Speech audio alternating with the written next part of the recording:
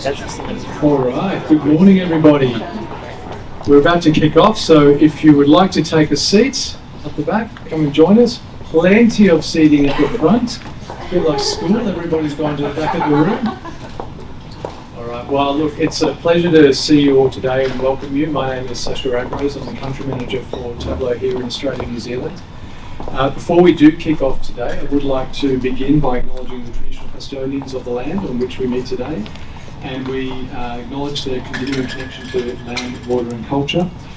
And we pay our respects to the elders past and present and extend that respect to the Aboriginal and Torres Strait Islander people who are also here and around us today.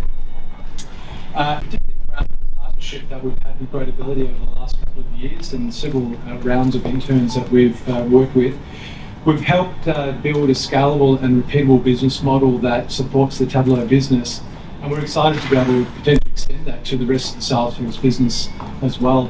And today we're going to take you through some of the learnings that we've had, learnings that some of the interns have had, and also other organisations as well.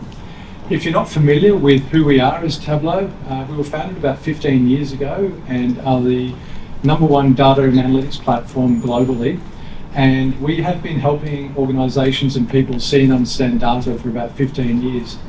And as we move into the third wave of analytics, which we're calling personalisation, it's really embedding generative AI into analytics to really drive data decision making to everybody in the organisation, not just those who are actually data literate.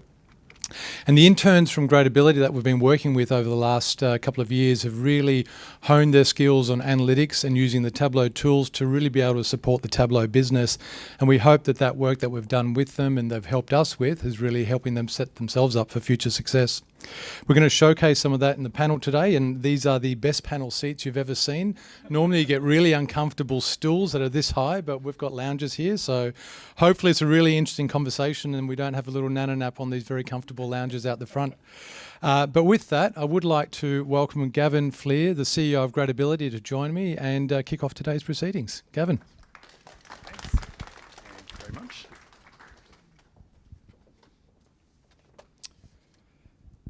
Hi everyone, I'm Gavin Fleer, the CEO of Gradability, and welcome to today's panel session, Empowering Tomorrow's Leaders. And I think it's timely, given that it is National Interns Day today, that we can take the opportunity to reflect on and share some of our insights around the value of internships and what makes for an impactful internship.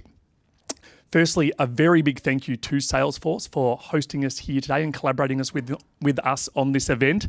I think it goes without saying that this is an absolutely incredible venue, and I dare say several of us might be going back to our respective offices feeling slightly crestfallen after being here and possibly applying for jobs at Salesforce, although no one from Gradability should.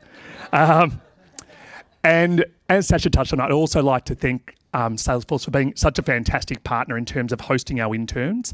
They're hosting 4 of our interns at the moment, and we'll hear more about, they've run a really structured and really impactful program, and we'll hear an example from that, a case study from that later on after today's panel session. I'm really confident that we'll hear some really rich and interesting insights from the panel in terms of the value of internships for both interns and acting as a host company for employers themselves. I thought as a prelude to that, I'd very briefly touch on my own experiences in terms of the value of internships. I think having hosted many interns over the years and way back in the day being an intern in several different organisations, I think I can touch on my own personal experience and speak to the value of that. From an intern's perspective, it provides a really, really powerful bridge between the academic learning from a university and then bridging that to the real world practical experience. And I think what that brings with it is you get a real insight into the practical opportunities and challenges of operating in a workplace. Things like dealing with the stresses of time pressures, dealing with different and sometimes difficult personalities, and you get those real life experiences and war stories that really help you stand out then in the eyes of an employer moving forward. And from an employer perspective, it provides many equally compelling benefits. Having hosted many interns, I can say that from first-hand experience, interns often bring a really fresh perspective to the team and can come up with some really innovative ideas. It can create a really powerful talent pipeline. And It also provides a great opportunity for emerging leaders in the business to act as mentors and help lean in to the intern program and work on their leadership skills as well. In terms of the agenda for today, I'll soon be handing over to the panel discussion where we've got a mix of employers as well as an ex-intern, and there'll then be the opportunity for Q&A. We'll then work through, there'll then be a Salesforce case study, which Anne will be leading, as well as one of the current interns. Really looking forward to that. And then please do hang around afterwards because there will be an opportunity for networking and to meet some of your peers and, again, share some of those insights around the power of an internship. So without any further ado, I'll hand over to Alice Curnow to introduce the panel.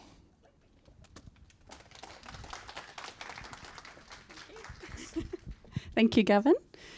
It's lovely to see everyone here today. I'm Alice Curnow. I'm one of the corporate partnerships managers at Gradability.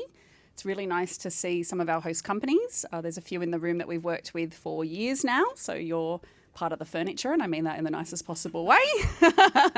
There's also some really new faces, so thank you for taking the time to come and spend the morning with us. And also some of our current professional year students have been given leave from their class this morning, so that's great that you've been able to come and mingle with everyone. So I hope there's some really fruitful conversations over some food and a good view a bit later on. We're going to kick on with our panel session now.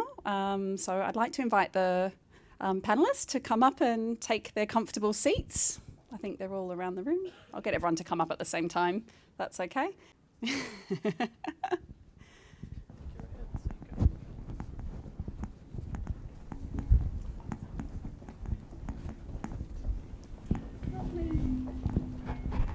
Darshit, I'll give you the green chair. And Srijana will put you in the purple one. Thank you. Lovely. So first I'll start on the far right. We've got Akash Shakya. Akash is the director of EB Pearls, which is a digital agency that's won multiple awards. I think I lose count when I visit your office. They're all sitting there. They've won awards for their websites and their mobile applications. His organisation has a team based in Sydney, but also an extensive team based in Nepal. Akash has worked with us for about 5 years now. He was very kind enough to entertain a cold call from me. And he's been an avid supporter of our internship program ever since. Next, we've got Ben Fransman, who is the Network Operations Manager at Southern Cross Austereo. He's leading a multi-skilled team of people supporting broadcast and IT across the entire business, 24/7, I believe, so very busy. I'm very tired. Yeah. He also has a newborn baby, so that's we don't know if it's from work or from family. Bit of both. Southern Cross Austereo, it's the first time we've worked in the broadcast media area, and it's a relatively new relationship for us as well. So thank you for coming today. Next, we've got Darshit Mehta, who is the Information Technology Service Delivery Manager at UGL. Darshit has a lot of experience in mentoring international graduates. He was at quite a large business pre-COVID, and I worked with him for a few years there. Yep. I like to think you love it so much that's why you came back and got our foot in the door at UGL. Yes. Yes. So we'll be forever grateful for that as well. Next, we've got Srijana Rana, who's a former professional year student. So Srijana did an internship for 3 months with one of our partner companies. She did so well that they offered her a job. So she's now a junior technical account manager in her host company. So she's going to give some perspectives on how the internship program really benefits students. And last but not least, we've got James Moran, who is a corporate partnerships executive, and he is going to run our panel session today. So I'll hand over to you.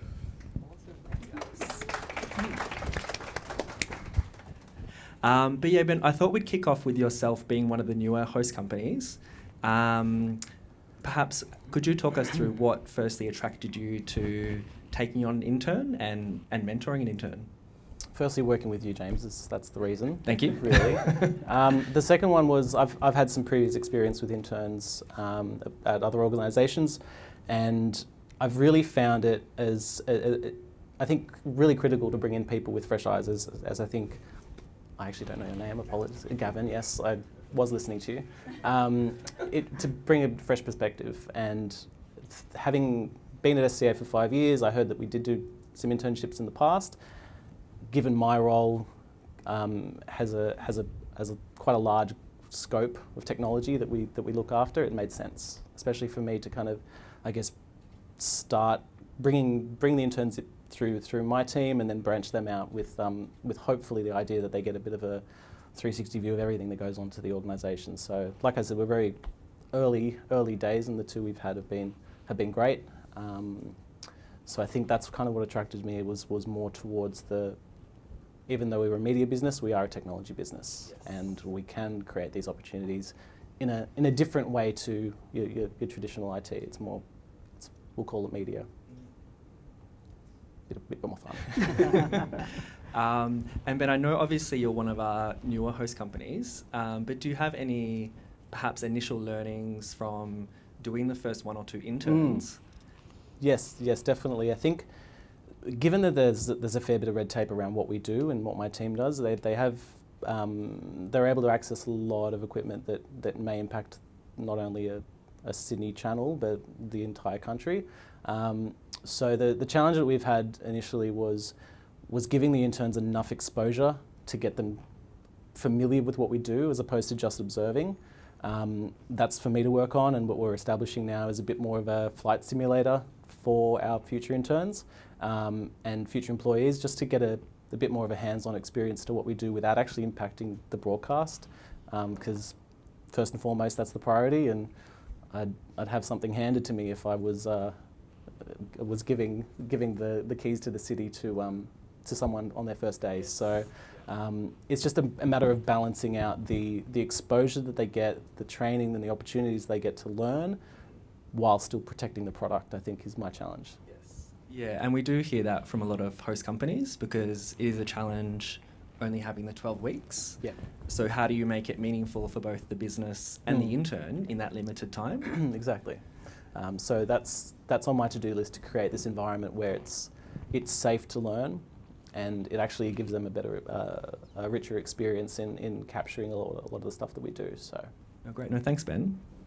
Now, Akash, we might jump to yourself, because you're on the other spectrum. So you've been with us for about 6 years now, yeah. 5 or 6, and you've had over 65 interns over those years. So on average, about 10 per year. Yes.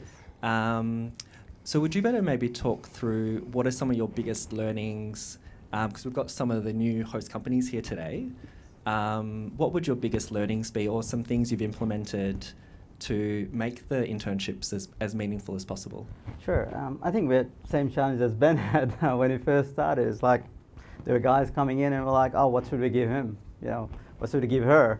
And then what we've done over the years is try to build a system. Now we have a pretty solid system in place. If an intern is coming in, then we do things like take their attendance and do things like, there's a set of videos that we created just to instruct them on, okay, we generally divide our interns into like 3 different categories depending upon what skills they have, and then particular intern, which category does he or she belong to, and then train them up for some online courses, some internal materials around it, and then basically we built videos of what work they need to do, instead of getting one of my staff to teach them how to do things and then having to keep it going all the time.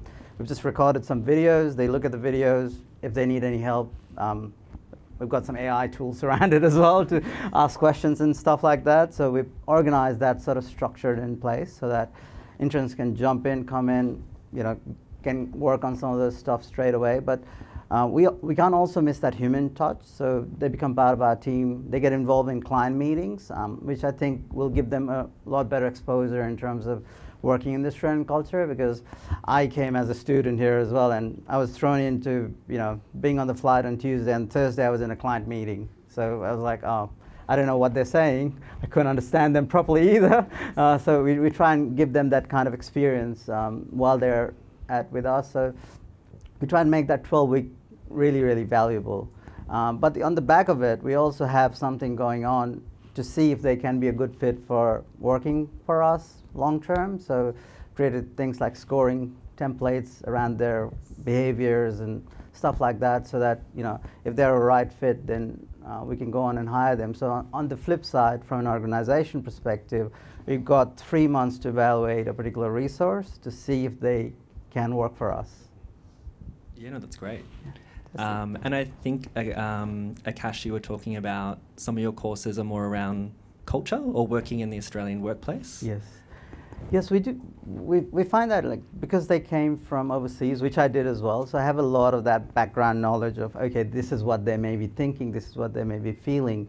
We've got some material online, as well as we built some material outside to, basically make them comfortable in the work and life in Australia. So we've done a lot of work in that area as well, which I think, a few of the host companies can actually learn from. So I'm more than happy to share those courses if you would like. Maybe after in the networking session. Yeah. No, thank you, Akash. Now, thirdly, we've got Darshit from UGL. And as Alice mentioned, you've worked with us twice now. Yes. So once at Baptist Care Care, and then another at, obviously, UGL UGL. now. I guess to ask that question, why do you like working with Gradability, that you've come back a second time? Working with awesome people. So with Gradability, when working at Baptist Care, right, we did find a lot of value. The interns who come in, they do a lot of work, and of course they gain a lot of experience as well. But some of them are really, really bright students, right? And we actually offered jobs as well to a few at Baptist Care on the desk, helping out, right? So it's like giving them free training for the 3 months, and then they are ready as soon as. Some of them we even sponsored them to get their visa as well. But because they are so bright and they are ready to work and they are enthusiastic and win the world, so yeah, it's definitely a win-win situation. And then when I moved to UGL, like, we wasn't even, I think, a month, and I reached out to Alice like, hey, we need something here as well. So the value that they provide, the collaboration, and I think I've known Alice for a long time, so the resumes that you vet beforehand and send it through, the right students actually helps a lot. So it's definitely winnings. That was a good answer. Darshit, thank you. Alice will like that.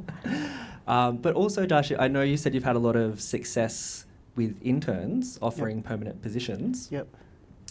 Are there any advice that you do similar to Akash with a scoring system, or how do you identify who is a suitable candidate? Yeah, so definitely, because you are sitting with the person for a long period of time, right?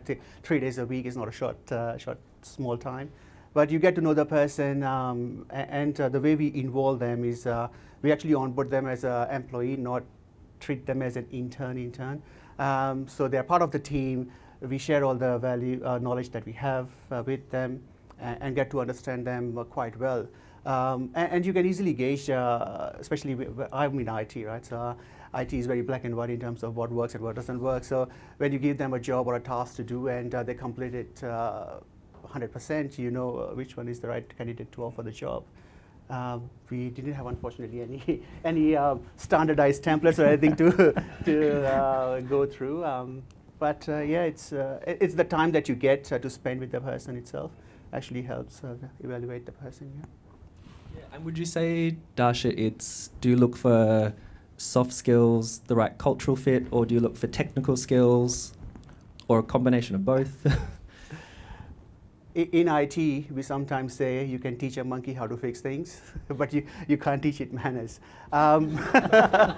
So for me, the right answer is actually we look for soft skills. Soft skills are most important. Training anyone how to fix a computer or how to build a server or anything in IT is doable. There are a set of instructions, there are steps, they learn it from experience. But when it comes down to how to talk to an exec, it's a soft skill that counts. So definitely soft skill is the most important bit that we look for even when I interview anyone. There are no technical questions. It's all about soft skills. How do they handle themselves in an interview? The communication skills, spoken English is well good enough or not for the role. Those are the soft skills we look for. Oh, thanks, Darshit. And then lastly, Srijana, just to kick off, you're obviously a former performance education student. Mm-hmm.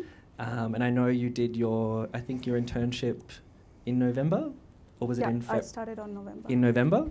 and then you graduated in February. February, and as soon as I graduated, I got hired on the next week. Wow. So yeah, it was really no break. Well, congratulations. Thank you so much. But yeah, Srijana, we'd love to hear, obviously you're a former performance education student, and I know when we spoke last week, you were talking about the big gap Yeah. or jump from graduating your university degree to entering the workforce. Would you better elaborate on that, Srijana, what you meant by that big gap? Sure. I think when you go to uni, you don't know how to speak and how you handle your clients and your staff and all. You don't know how you're gonna speak with them. You would know how to manage a server, but not a people. So when I joined Gradability, they really pushed me on my soft skills more than hard skill, because you can go to any company and learn how their organization work and all.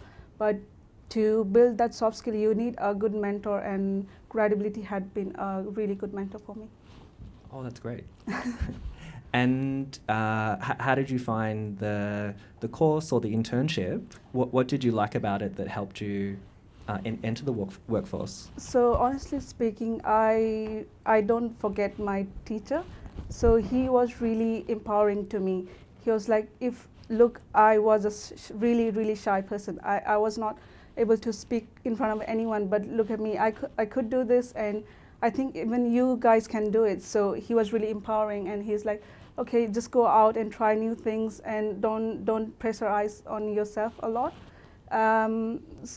You will be fine. Don't think any lesser than anyone. So just work hard on yourself and your goals, and you'll be fine. Yep, I was really inspired by that, and I really got hired as a personality hire. I don't know. I was like, okay, thank you, and thank you for my technical skill, not seeing it, but thank you for seeing my soft skill. But as soon as I went to the workforce, and they taught me how to work and so this is a data center company. I have to work on the data center, and my first intern day, I broke their server because I didn't know what I was doing. So, and I was like, sorry. I didn't know what point and what cable it was using, and it was really tough and really good journey as well for me, and I really thank Gradability for that. And that's the thing in the workforce, things will go wrong as it well. does. And I guess it's the next steps that you do, or how you work with your team to resolve that. Well, no, thank you everyone. Just to kick off, I've got some more general questions that I'd love to open it up to everyone to help in answering. The first question that I had, obviously today's panel is all about empowering tomorrow's leaders. So I'd love to hear what advice you would give. We've got lots of students in the room today as well. What would your advice be to a recently graduated student, first starting off their career? Oh, it was for me? Or for any of the panel. I think for me it would be open to say yes to all opportunities. Don't necessarily think that something's either below you. Obviously there's the credentials, but also there's the on the job tasks that are required. So I think it's a balance of understanding that there's been time and investment in getting the credentials, but then when it comes to getting into the workforce, you've got to start somewhere. I think it's really important if we're talking about leadership. If I think leaders are leaders without the title. So you might have someone that comes in on their first day, but if they show leadership qualities, they take initiative, they are proactive. I think that's a real key to I guess being seen in the organisation. And just owning not only your role but your failures as well. I think is probably my advice would be.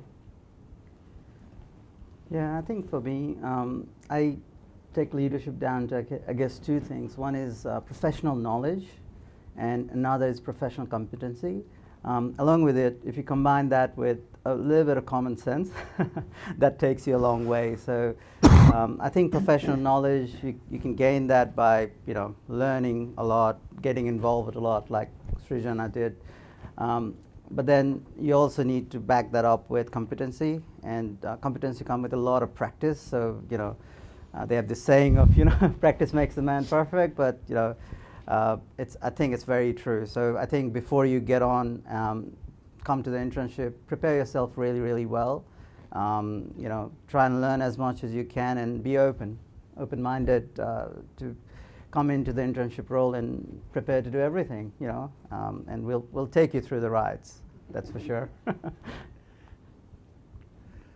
think self-awareness is also one of the key ingredients here. So, you present yourself, you prepare yourself how you would like to be treated from the next person as well.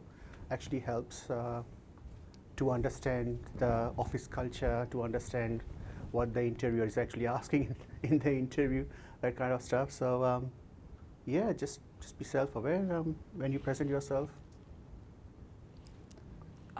For me, I think I just want to put my perspective on it. So you get the intern in a company, and you want to learn a lot. You want to aspire. You want to build a career on it. And I think an organization also should provide a lot of materials to them, not putting them aside as an intern only and thinking them they are also going to be a future worker. And I think providing that materials and all the access and all the documentation should be really, really handled well and given to them as well, so they can progress and be seen as a future employee to the company. That's great. Thanks, Rujana. Thank you. Now, next question we had was, I think it's sort of part of the purpose of today. We've got lots of existing companies and new companies in the room. But I think even just speaking with yourselves, some of the things, hearing that you do with the interns, it's just so great to hear. And for you, it might seem quite simple, like a scoring system. But for another host company, they might think, oh, I didn't think about doing that. Is there any tasks or projects that you've given an intern sort of outside the box that another host company might not have thought about? Well, in Baptist Care and even in UGL, what I've done usually is I've given them small projects to work on and given them part ownership, so they feel that they're providing value to the team as well. The most recent example I can give you is how Australia is shutting down 3G.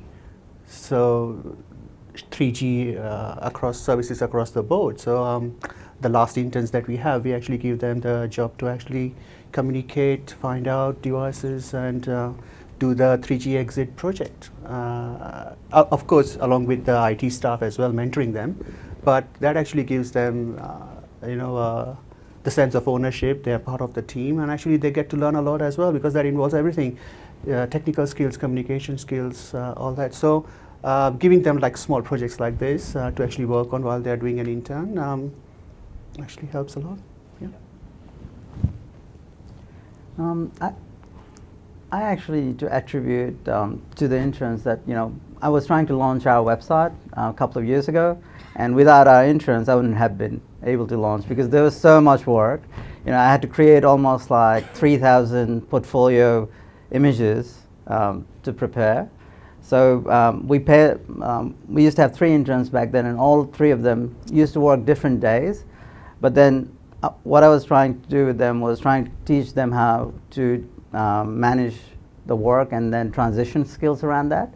So I gave the whole portfolio management process of our organization from a image management perspective to them independently by giving them some set of instructions. And then we use Scrum in our organization, very pure Scrum. So I got them into the habit of doing sprint planning meetings, daily Scrum meetings, sprint review meetings, and I used to get involved as a stakeholder, and I'll always say, I'm going to act like a client.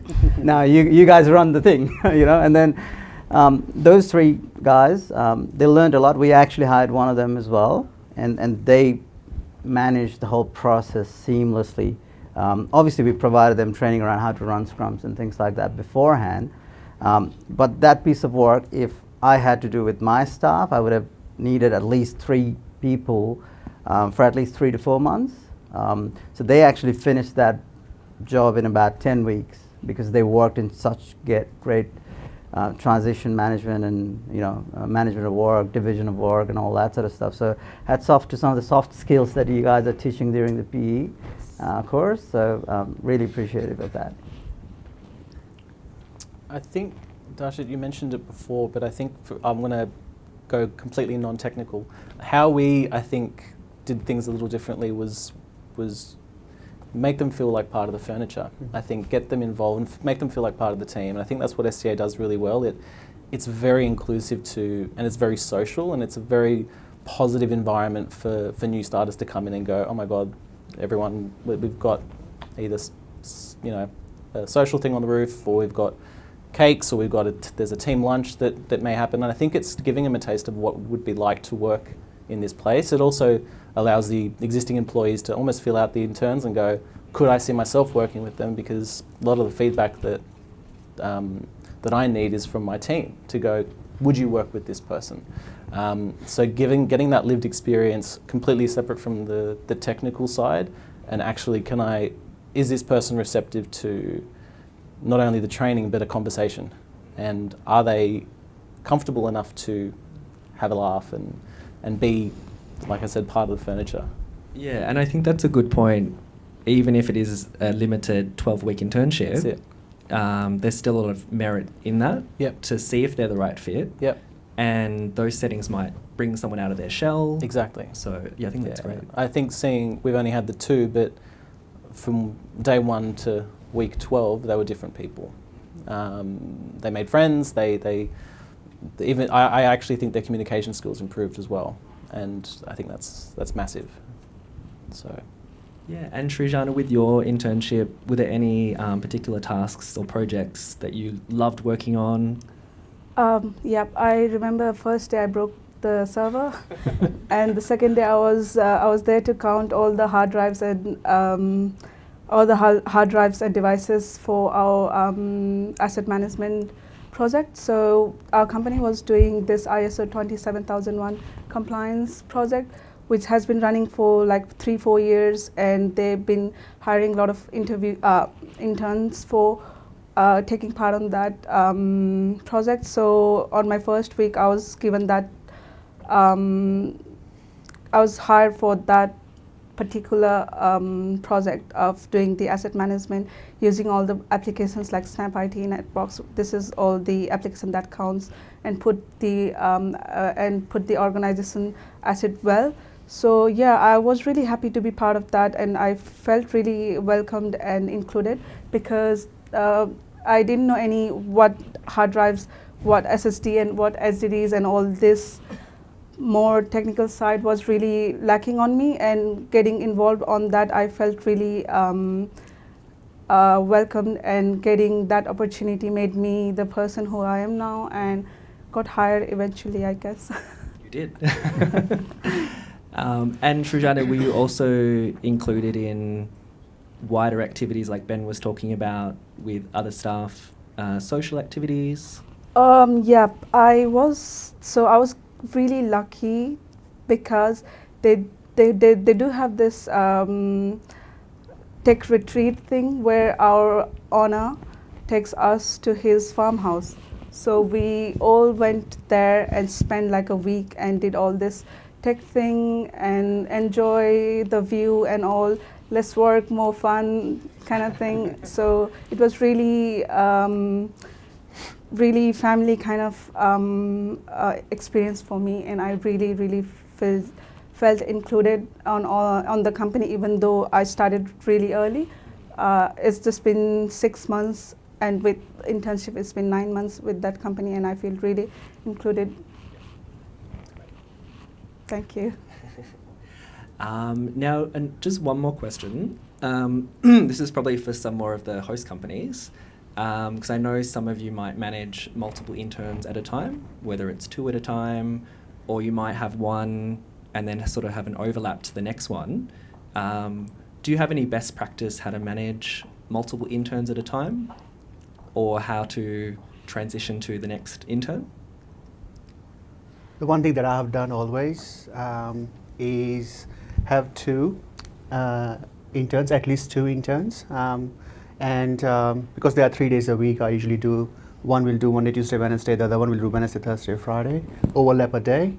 What that helps to do is then I train the first one, who then trains the next one, because then that reiterates the first one, what they have learned, helps to train the next one.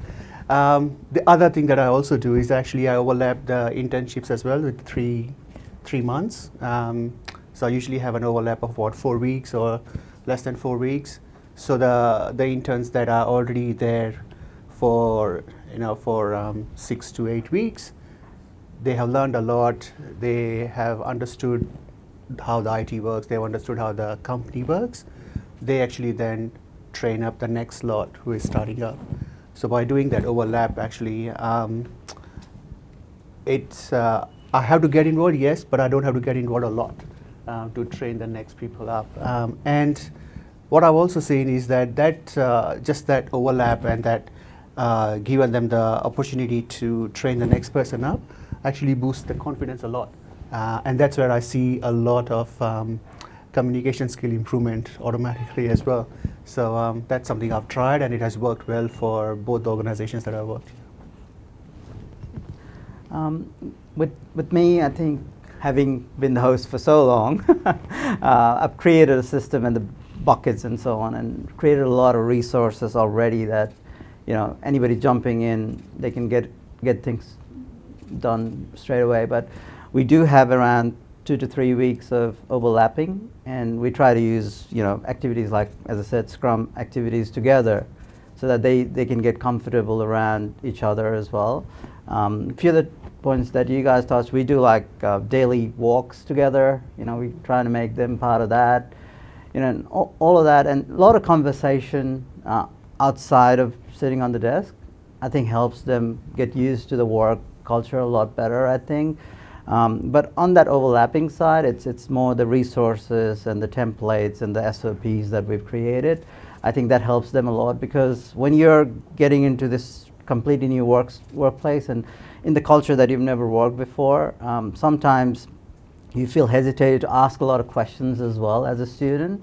So having like videos and reading material and a bit of helping hand out there helps a lot and goes a long way. So we try and provide all the resources plus a bit of human touch there. I think can take them further and make them comfortable. And once they're comfortable in the first couple of weeks, then they can express themselves better, they can perform better, and hopefully that sets them up for the life, the professional life, that is. We haven't been brave enough to manage more than one at a time. Maybe now, Ben. Now that might be all we've got time for in terms of my structured questions. But we do have about 10 minutes for question and answer today. So I might throw it out to the audience if anyone has any questions for the panel. And don't be shy.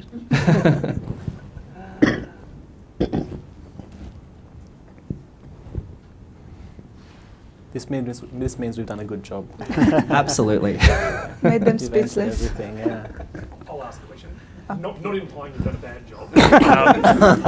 So in terms of the providing those leadership opportunities within your organisation, so for mentors, have you found people within your organisation to have proactively stepped up and wanted to act as mentors for interns, or is that something you've had to kind of pitch the benefits and really bring people along the journey and point out the value of doing that? I think within my organization, one of the things that I had to teach my people was delegation skills, because they're so used to doing all the work themselves. Delegation is I think the hardest skill to learn, because they're like, I'm going to do it, and instead of teaching someone else and then relying on them to finish that work, I'll do it myself. that was sort of the culture at the start when we were trying to get interns and getting the interns to do the work, but over time, they've seen the benefits, and now they're like, oh, we can actually give this to the interns. That has been the shift in the mindset with the people that we've got. So definitely. I think the same for me and my team as well. A lot of them are fairly new into the organisation, and they know how tough it is to not only establish yourself but learn everything. And I think they've taken really well to the two interns we have. They know they can kind of see themselves in their shoes, and so I think that's what's been so successful about it, is they bring them in because they know how they were brought in when they were first new. So it's kind of this revolving door of opportunities and allowing people to be leaders because they were led. I think for us at UGL, I didn't have to do anything. They just saw what value they provide, and the other teams reached out. So I think we do have outside IT as well, a couple of teams who have asked for interns working through. It's just visible. Yeah.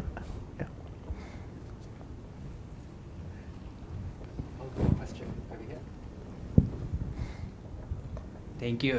I was wondering, how do you manage the generational gap in the multi-generational organization system, as we are usually much younger? So, Are you saying we're old? not in that way. So. Not in that way, but yes.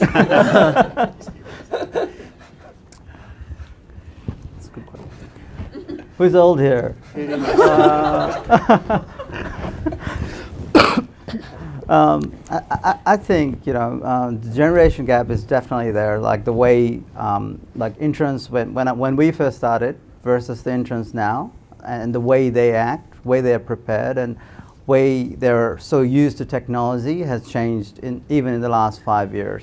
So for example, 3 years ago there was no generative AI. And when we used to give tasks to intern, they didn't have such skills. They'd go to Google, they'll try and drill down to get work done. Now they've got Gen AI, and then we may say, there's an article, can you research about it? And they just go to Gen AI and then come up with 20-page document, and we're like, oh, we can't review that. So there's definitely that sort of generation changes that has happened. But I think as in IT, we are the most forward-thinking people in the world. At least I believe so. So I think we're very much used to the generation gap, and I don't think there is any issues around generation gap at all when we're working with interns, especially. I don't think so either. My team is an average age of about 25, and I've double that, and that's me. Almost. But I've having started my journey at 19, I know how much it takes, and I kind of put myself in their shoes and where they are at the start of their careers. So I try and be as hip as I can to I guess get the best out of them. To understand that they're not a parent of 2 kids that have a mortgage or whatever. They just want to work there. Just want to start their career. They just want to have fun. They want to also go out. They want to get paid and have do all those kinds of things. So it's it's getting them to understand that their job is not their life. Their job helps them with their career, and will eventually provide for their life. It's kind of just so it's a very my approach, and SCA's approach has always been it's a fun, fairly young media organisation, and I think that's what attracts so much great talent, is people just kind of you asked me for a job when you came in the other day, right? And I want to work here. I wasn't supposed to share that. Sorry, but it's just I think we're very fortunate at SCA to be. I guess that's not an issue for us. The gender gap is because we're so. I don't know. We're just. It feels unlike any other company that I've worked for in terms of from a cultural perspective, from a all ages perspective, but it still feels, even the 50-year-olds seem and act like they're 25. Yeah, and I guess it is a two-way street as well with the intern and the mentor, because you both will learn from one another. I know I personally have been learning from a younger colleague on different phrases and things. So you use, but also obviously new technologies and ways of thinking. So I think that's good to keep in mind too, that you are there to teach the mentor some new things as well. SCA is lit. That's what they say, right? Or Reese.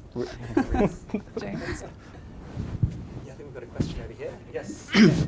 Thank you for the panel conversation, really interesting. I'm from the New South Wales government and we work with Seek and Gradability on trying to connect international students with career opportunities. I believe all three of your companies have signed up to our Jobs Connect initiative, so thank you for that. But we do find that we struggle. IT professionals, international students are graduating at about 1 in 2 of all IT professionals, yet businesses aren't always looking at international talent. And I'm interested to hear, you've all spoken about having interns, and I imagine many of them are international students or international talent. What was it about your business that you felt that you could take on international talent, and why do you think there might be barriers in your sector to taking on more international talent and therefore more interns as well?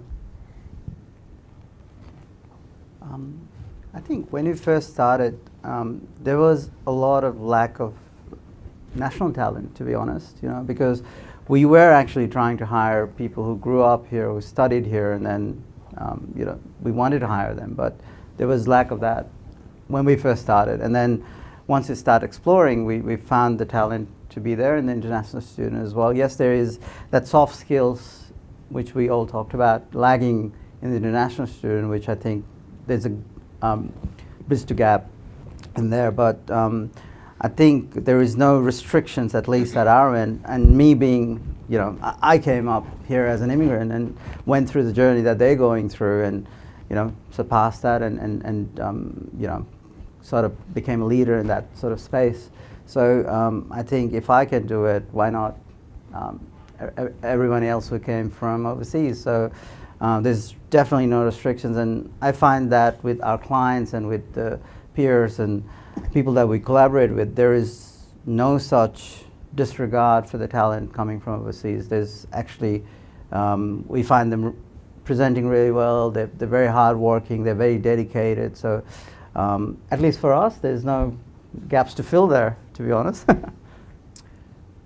Yeah, I'll answer the capacity one. So look, if I can, I will have 10 interns at a time. The roadblock there is actually physical capacity. So on a Wednesday, I have 4 interns there sitting in the same team, and to find at this age, right, trying to find 4 empty desks for them to sit and work, that's the physical challenge that I have. I'm happy to have more interns. There is in IT world, there's almost so much work to do, and they actually do sit there and do a lot of work to help out. Projects are always running late, or there's always something else like CrowdStrike that happened on the. Imagine I had 10 people Monday morning to fix all those laptops. The organization lost 4 hours of productivity by going through 5,500 computers. But if I had 20 interns at each side, would have done it in an hour. So definitely, if I can, I will have more interns.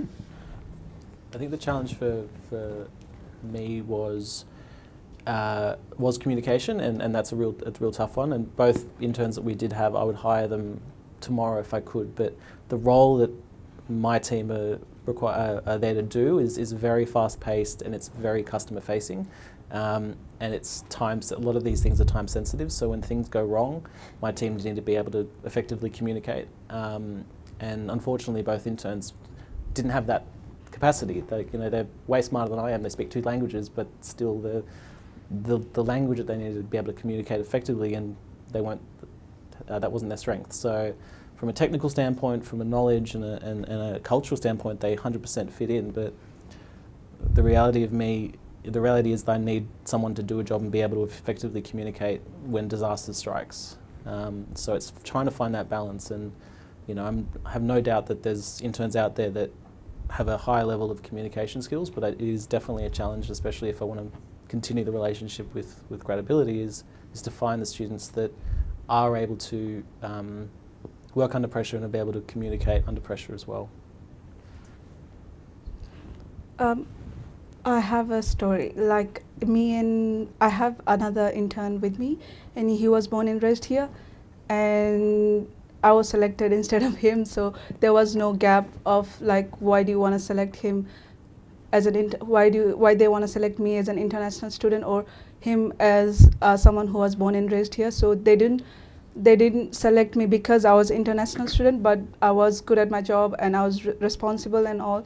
So I think a company look for someone who is fit for their organization and not on the basis of where they are from. So yeah, I think that's why they, and when they see an international student who is more responsible, hardworking, and more fit to their company, they hire them. It's not about where they're from, I guess.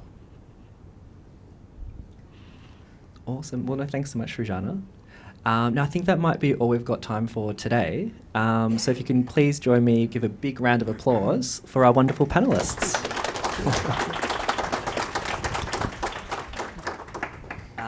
Now, next, I'd like to introduce you to my wonderful colleague, Veronica Moya, who is part of the partnership team at Gradability.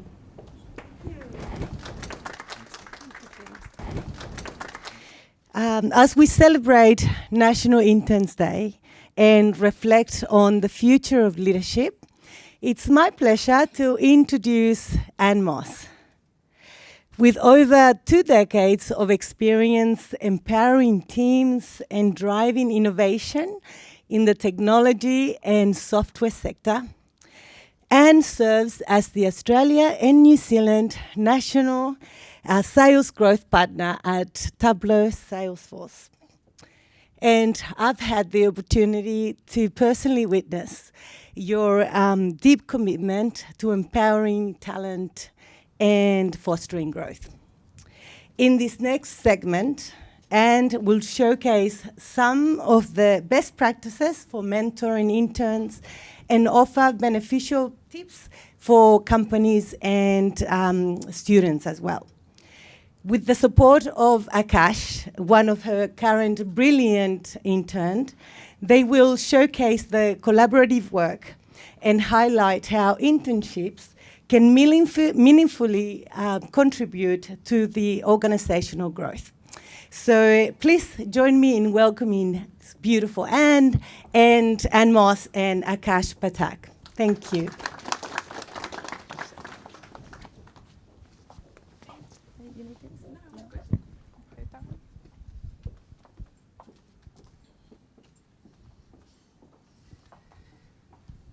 All right. Hi, everybody. It's fantastic to be able to host you here and to have a segment to talk about what we do from an internship program at Salesforce within Tableau.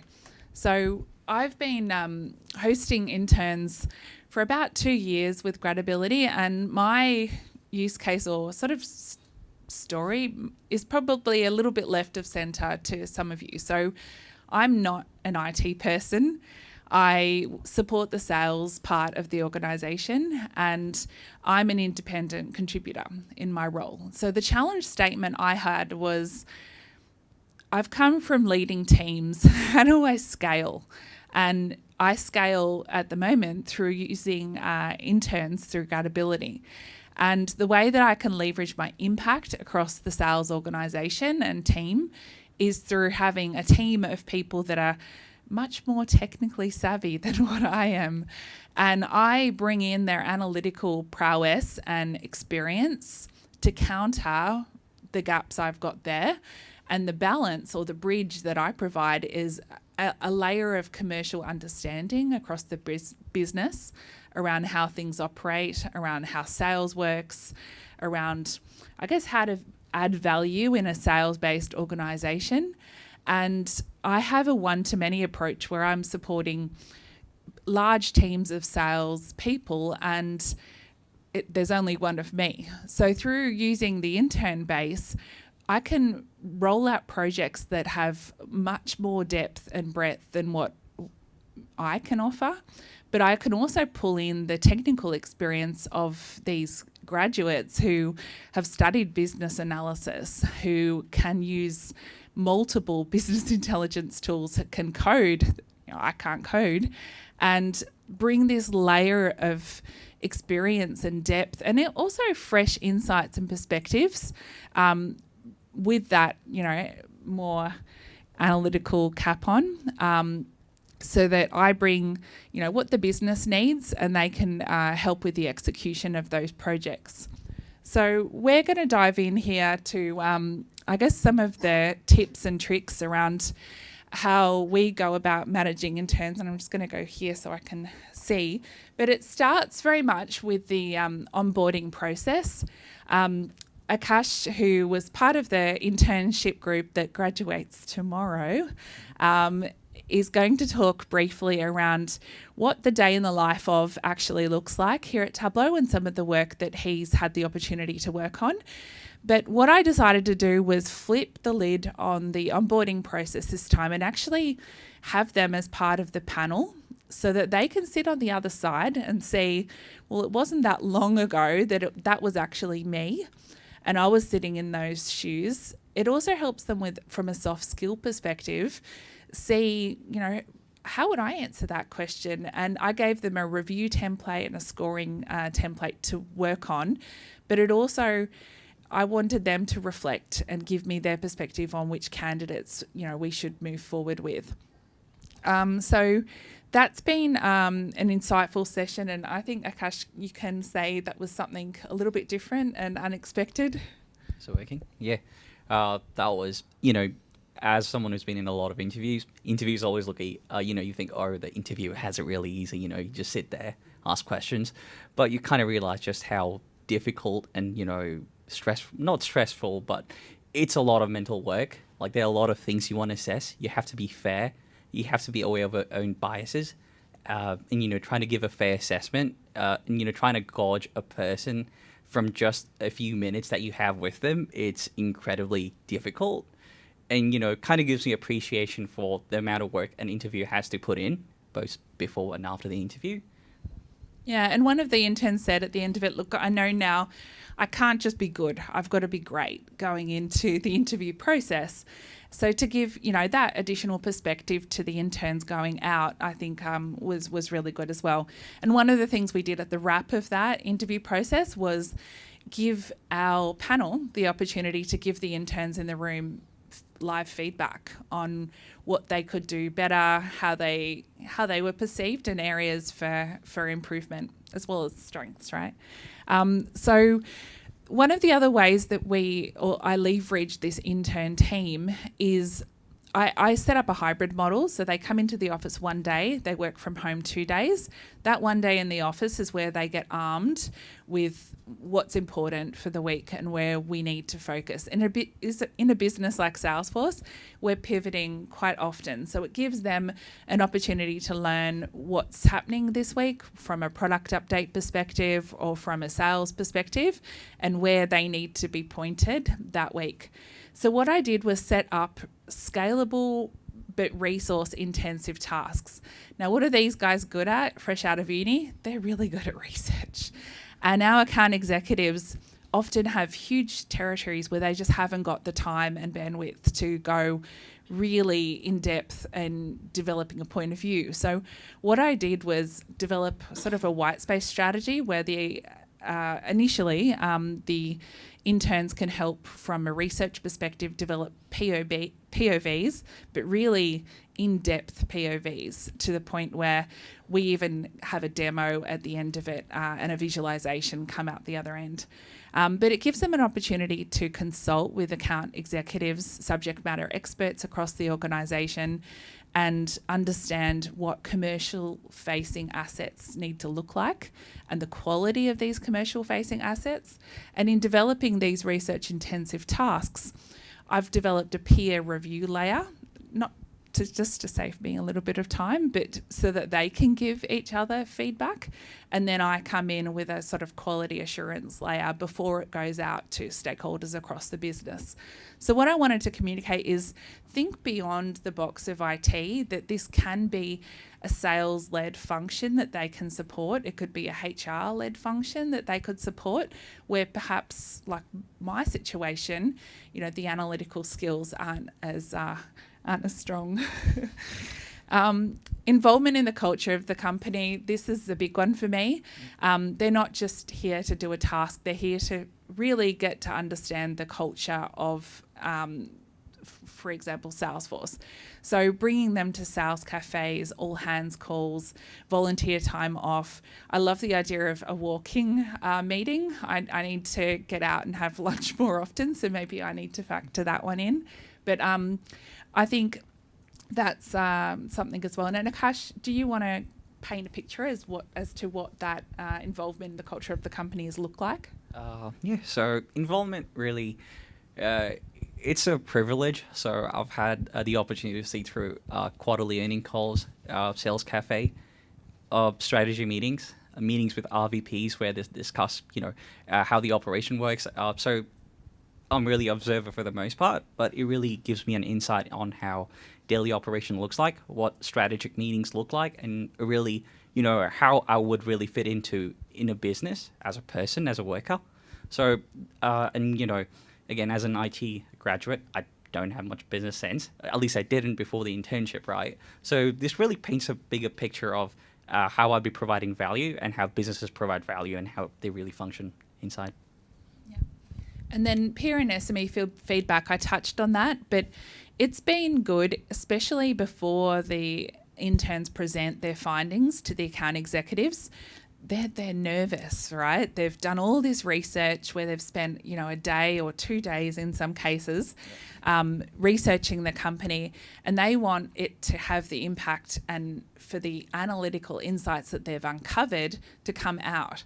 But sometimes when you're so in the weeds of the research that you've done, you get jumbled. So that's been a really good practice layer, but an upskilling layer that we've applied to, I guess, get you AE ready. Oh, yeah. But having SMEs as well come in and paint a picture around what does compete look like across the organisation, what does business value look like, and how can you up level that business value when you communicate the findings to the account executive. Mm-hmm. I know you were nervous the first time you presented to an AE. Oh, I don't know if Victoria's here, but she was earlier. Yeah, she was leading some of us upstairs. So yeah, the first meeting I had with her, I was completely shaking. I was more nervous back then than I am right now. And it's kind of hard because in an academic setting, you're used to sort of like droning on for a few minutes at a time, just reading out like a massive wall of text. It's really getting used to conveying exactly what you need to say, getting the strongest, punchiest thing across so that you can kind of lead a conversation from there on to what piques their interest. It was like a skill that had to be developed. Yeah, and then lastly, support for ad hoc tasks. So these come up all the time, having the opportunity to pivot, and as something comes up where, it's more important, I just sort of sharpen or move their focus to that for the week, and we drop the POV or the scalable, repeatable tasks, and we swarm around that particular business priority. So that's been really good. And I think, look, some of the outcomes are, from a talent perspective, it's a great sourcing pool for diversity, for different skills. Like I said earlier, bringing in experience that I don't necessarily have. I'm being time checked. Diversity of perspective, and bringing in advocates for your company and product, because at the end of the day, we practice and use the tooling that they will, either use here or in other organisations.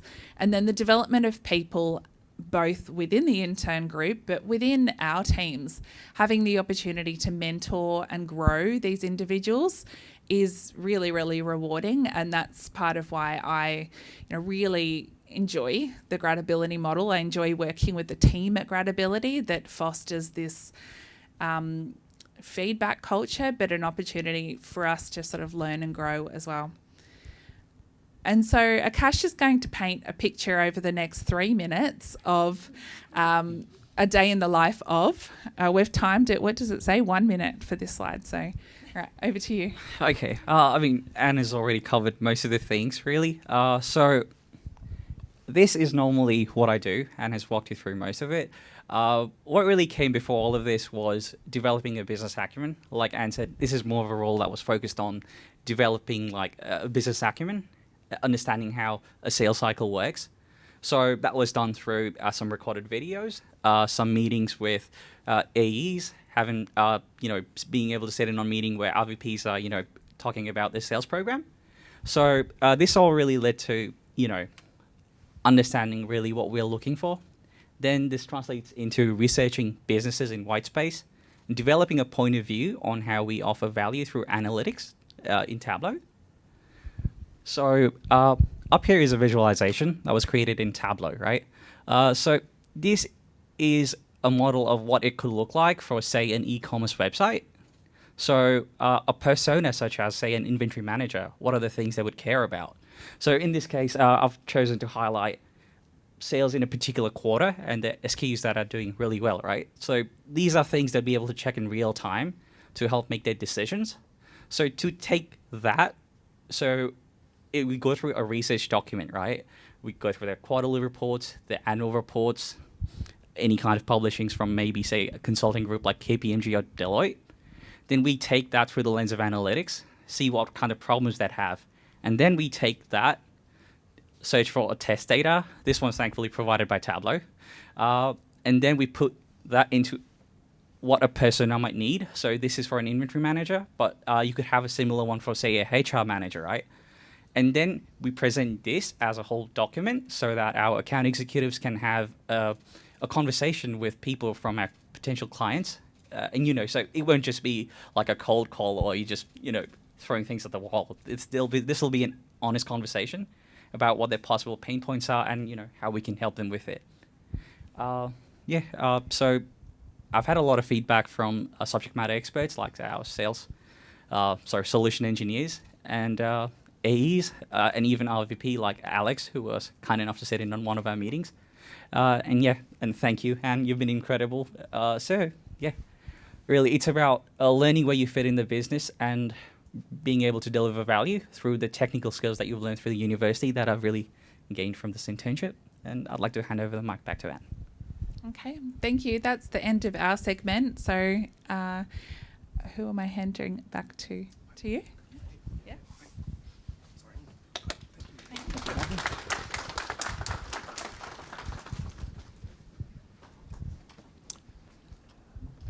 Well, that was great end to the session. It was incredibly insightful and fantastic to hear about such a powerfully structured program, and great to hear from Akash himself in terms of for me it was really insightful to hear about a day in the life of. So a really big thank you to all of our facilitators, our panel members, and the case study just then, because I think it was achieving exactly what we set out to achieve, which is to really share some of our learnings around how to structure an impactful internship. And I think we heard that from some of the panel members. We've also heard that coming through in spades from the Salesforce presentation. I really like some of the themes that came through for me are, that internships can be a great way to assess for fit throughout that process. And I hadn't heard about things like a scorecard before. That's a really interesting take on it, or a really interesting mechanism as well. I think one that came through really loudly, and I've heard in other sessions as well, is the importance of soft skills. And so continuing to improve on those soft skills, for example, communication skills. Srijana, I like when you refer to it as, you're a personality hire, which I think you've done incredibly well given you broke the server on the first day to come back and still get the role. So particularly impressive personality hire, I imagine. And Ben touched on some of the things about the importance, and it was touched on this in the Salesforce presentation as well, around the importance of making interns feel part of the team, part of the culture, not just sitting to the side and working on a whole lot of ad hoc separate tasks. And I think in turn for the interns, the importance of saying yes and getting involved and actively making the most of that opportunity over the course of the internship. So a big thank you to everyone. Thanks again to Salesforce for hosting. It's been, fantastic. Please do stick around and take the opportunity to network and to continue to take in this breathtaking view. So thank you very much.